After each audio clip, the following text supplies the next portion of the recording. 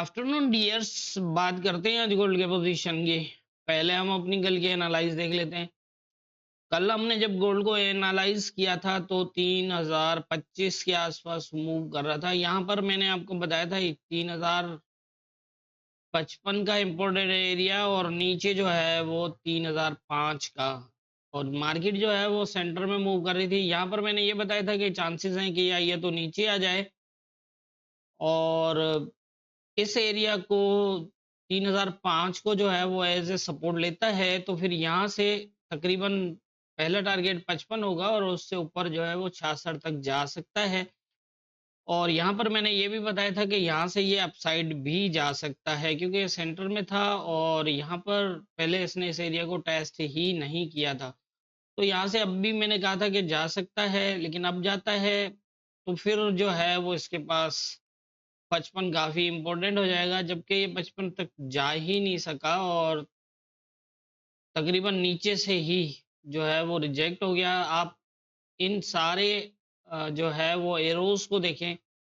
इससे मैं यही कह रहा था कि अगर तो आपको इसकी सपोर्ट मिलती है तो ये एक बाय की ट्रेड है, अदरवाइज गोल्ड सेलिंग की तरफ ही रहेगा। और 56 का एरिया बहुत इंपॉर्टेंट है जो मैंने बताया था। हालांकि यहाँ पर ये था कि ये जोन अगर ब्रेक क्लोज होता है तो ये दोबारा ऊपर जाके नीचे आएगा, लेकिन जैसा मैंने पहले ये भी बताया था कि ये लेवल अप और डाउन ब्रेक भी है। तो ऐसी कंडीशन में, ये कई बार मैं बता चुका हूँ कि ऐसी कंडीशन में मार्केट सीधा भी जा सकती है, लेकिन लेवल यही होगा बीच में। आप देखें 2994 से 56 के बीच में कोई लेवल नहीं था, क्योंकि यहाँ से यही था कि अगर इस सपोर्ट के नीचे आता है तो फिर इजीली ये जो है वो 56 टेस्ट कर सकता है। लेकिन 2956 अगर सपोर्ट दे तो फिर एक अच्छी सपोर्ट बन सकती है। तो इसी तरह से हमारे लेवल काम करते हैं और इसी तरह से जो है वो लेवल टू लेवल मार्केट को फॉलो किया जाता है। यही हमारी लेवल्स की खास बात है कि मार्केट हमारे लेवल्स को रेस्पेक्ट ज़रूर देती है, फिर चाहे वो ब्रेक करके या फिर सपोर्ट बने। लेकिन आप तकरीबन जो भी हमारी एनालाइज फॉलो करते हैं, आप खुद देख रहे हैं कि हमारे लेवल्स कितने हद तक काम करते हैं। तो ये थी हमारी कल की एनालाइज और मार्केट की मूवमेंट। अब देख लेते हैं आज के इम्पोर्टेंट एरियाज क्या होंगे। आज के इम्पोर्टेंट एरियाज की अगर हम बात करें तो ये जो 56 का लेवल जो हमारा कल का लेवल था, ये बिल्कुल परफेक्ट जो है वो तकरीबन टेस्टेड है। और यहाँ पर ऊपर जो 18 से 20 एक एज ए रेजिस्टेंस एरिया है, फिर 29 से 34 और फिर 54 और फिर इससे ऊपर 66 से 72। कंडीशन जो है वो यहाँ पर अगर हम ट्रेंड की बात करें तो H4 का ट्रेंड यहीं आके ख़त्म हो रहा था और ये एक अच्छी सपोर्ट भी यहाँ से बनती हुई दिख रही है। अगर मार्केट दोबारा आती है यहाँ पर तो ये है कि ये एरिया जो है वो सेलिंग के लिए बिल्कुल भी नहीं है। और आज मेरे हिसाब से जो मुझे है लग रहा है यहाँ पर पोजीशन में, वो यही है कि तकरीबन ये जो दो एरियाज हैं ये टॉप रहेंगे और ये बॉटम रहेगा। इसके अंदर अप डाउन की मूव्स ही हो सकती हैं।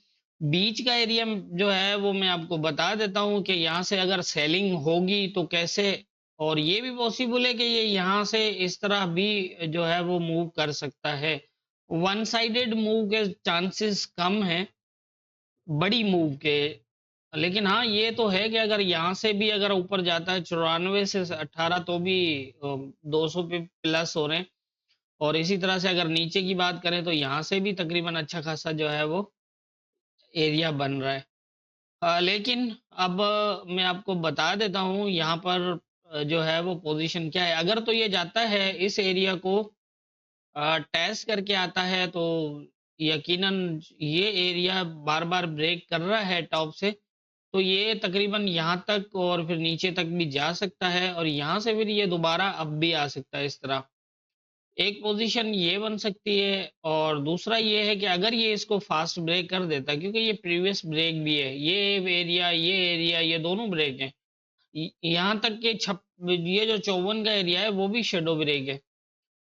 तो ये यहाँ से ऊपर जो है अगर फास्ट मूव करता है इसको फास्ट स्पीड से अगर ये ब्रेक करता है तो ये ऊपर तक भी जा सकता है, लेकिन मेरा ख्याल है कि ये एरियाज काफी इंपॉर्टेंट हैं। अगर यहाँ से रिजेक्ट ना हुआ तो फिर यहाँ से होने के चांसेस होंगे। लेकिन जैसा मुझे लग रहा है ऐसा मार्केट करे ये मैं नहीं कह सकता, लेकिन मुझे अंदाजा है कि यहाँ पर जो है वो मार्केट रिजेक्ट हो सकती है इस तरह दोबारा। तो इसी तरह से आप लेवल्स को देखिएगा, क्योंकि ये फॉलो आपने सिर्फ लेवल ही करना है। ये ऑलरेडी ब्रेक है, जैसा मैंने कल भी बताया था कि ये वाला एरिया अगर ब्रेक करता है तो 54 वाले एरिया में शायद आज जाए, लेकिन ये फास्ट क्योंकि ऑलरेडी ब्रेक था तो आ गया। इसी तरह से ये ऊपर भी जा सकता है क्योंकि यहाँ पर एक अच्छा बुलिश ट्रेंड भी है, लेकिन ये ट्रेंड जो है वो फिलहाल कंप्लीट हो चुका है H4 में। तो मेरा ख्याल है कि यहाँ इस लेवल में या इस लेवल में इसको अपना ये कंप्लीट करना चाहिए। इस रेजिस्टेंस के साथ अभी तक तो कुछ नहीं हुआ है, तकरीबन थोड़ा नीचे ही रहा है, 16 तक 15 तक आया है ऊपर, और लेकिन ये कि 30 पिप नीचे से ही नीचे मूव कर रहा है, लेकिन यहाँ स्टे भी दिखा रहा है। तो इससे पॉसिबल है कि इस एरिया के साथ जो है वो या तो टेस्ट करे या फिर इसको ब्रेक करके ऊपर चला जाए, या ये भी पॉसिबल है कि इसको टैच करके या शेडो लगा के नीचे आ जाए। इस तरह की पोजीशन यहाँ पर बन सकती है। ये आप लेवल पे फॉलो कर लीजिएगा, क्योंकि लेवल के करीब आके इसने 4 जो है वो M15 के क्लोज करें, इससे यही लग रहा है कि ये यहाँ से रिजेक्ट होगा। कि यहाँ फिर यहाँ से हो, यहाँ से ना हुआ तो यहाँ से ज्यादा चांसेस होंगे, क्योंकि सपोर्ट के अंदर शेडो लगे हुए हैं। ये जब ऊपर गया है तो इसने जो है वो यहाँ पर नीचे वाला जो जोन, ये जोन था, इसको भी ब्रेक किया हुआ है नीचे क्लोज में, और ऊपर टॉप से भी इसी तरह से ही पोजीशन बनी है। अब अगर हम बात कर लेते हैं नीचे, इससे मजीद नीचे के लिए क्या करना होगा, तो ये जो एरिया है 2980 का मैंने आपको दिया है, इसके नीचे अगर H1 का क्लोज लगता है तो फिर जो है वो यहाँ तक, या फिर ये ऊपर जो है वो तकरीबन 10-11 तक यहाँ से भी रिजेक्ट हो सकता है, और 10-11 के करीब से भी रिजेक्ट हो सकता है। यहाँ से होकर फिर ये दोबारा सेम एरिया पे आ जाएगा, लेकिन आप इससे नीचे सेलिंग कंफर्मेशन जब तक, जिस तरह मैंने बताया कि H1 का क्लोज फिर ऊपर से आपने सेल करना है, इसके अलावा जो है वो किसी तरह से भी इस एरिया में सेल मत करना, क्योंकि इस एरिया में अगर सेल फंसा, जिस तरह ये प्रॉपर टेस्टेड है, तो फिर काम जो है वो खराब हो जाएगा।